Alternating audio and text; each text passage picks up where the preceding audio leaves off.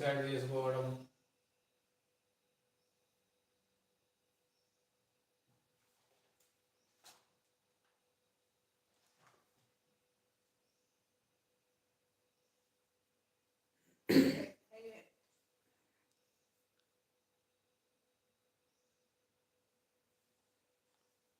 బీసీలు ఏకమైతే కుర్చీలు కుదేలవుతాయి. తెలంగాణ జాగృతి అధ్యక్షురాలు కల్వకుంట్ల కవిత బీసీ సంఘాల దీక్షకు సంఘీభావం. దిశ కుకటిపల్లి బీసీలకు రిజర్వేషన్లు సాధించడం అంటే తెలంగాణ సాధన కన్నా కష్టమైన పని అని, అందుకే అందరూ ఐక్యంగా స్ట్రాటజీతో సమన్వయంతో ఉద్యమాలు చేయాలని రాష్ట్ర జాగృతి అధ్యక్షురాలు కల్వకుంట్ల కవిత పిలుపునిచ్చారు. తాను బతుకమ్మ బోనం ఎత్తుకున్నట్లు బీసీ బిల్లు ఎత్తుకున్నానని, సాధించే వరకు దించేదే లేదని స్పష్టం చేశారు. నిషాబాద్ మండల కేంద్రంలోని అంబేద్కర్ చౌరస్తా వద్ద బీసీ సంఘంలో 42% రిజర్వేషన్ల సాధన కోసం 40 రోజులుగా నిర్వహిస్తున్న దీక్ష శిబిరాన్ని గురువారం ఆమె సందర్శించి సంఘీభావం తెలిపారు. అంబేద్కర్, బాబుజీ గారు, జగజీవనరామ్ విగ్రహాలకు పూలమాలలు వేసి నివాళులు అర్పించారు. అనంతరం ఆమె మాట్లాడుతూ తాను 4 నెలల కింద బీఆర్ఎస్ ఎమ్మెల్సీగా ఉన్నప్పుడు మహిళా బిల్లు కోసం ఢిల్లీలో ఉద్యమం చేసినప్పుడే బీసీల కోసం కొట్లాడుతానని మాటిచ్చానని గుర్తు చేశారు.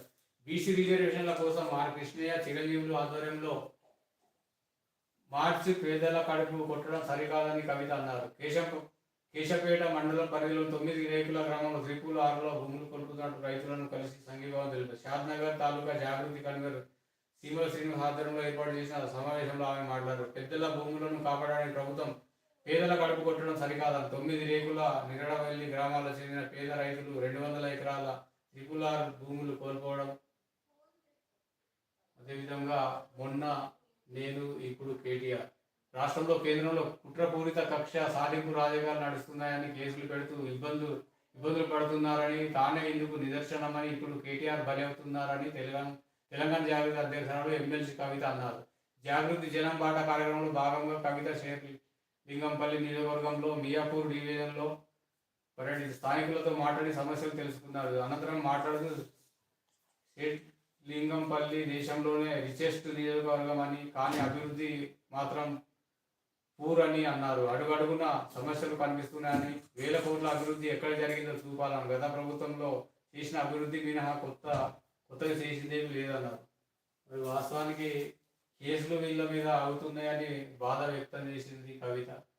మరి మీకు అధికారంలో లేక ముందు ఈ తెలంగాణ ఉద్యమం సమయంలో మీకున్న ఆస్తులు ఎన్ని, ఇప్పుడు ఎన్ని ఆస్తులు ఉన్నాయి, మొత్తం 10 సంవత్సరాల్లో మీ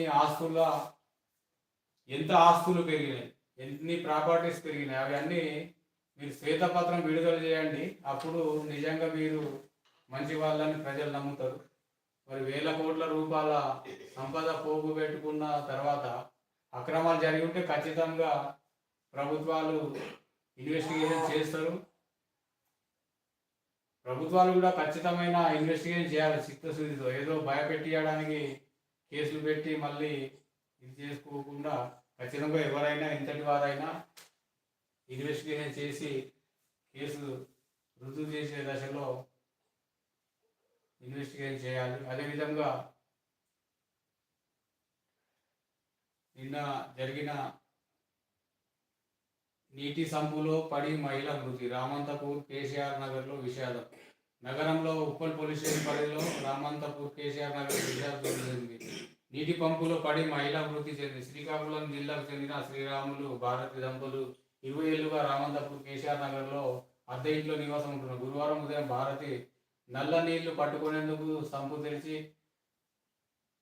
ప్రమాదవశాత్తు సంపులో పడడంతో తలకు తీవ్ర గాయమైంది. పక్కింటి వారు గమనించి భర్తకు తెలిపారు. సంపులో నుంచి భారతిని బయటకు తీసి స్థానిక హాస్పిటల్ తరలించారు. అప్పటికే ఆమె మృతి చెందినట్టు వైద్యులు నిర్ధారించారు. పోలీసులు మృతదేహాన్ని గాంధీ మార్చుని తరలించారు. డిస్ట్రిక్ట్ న్యూస్లు చూస్తే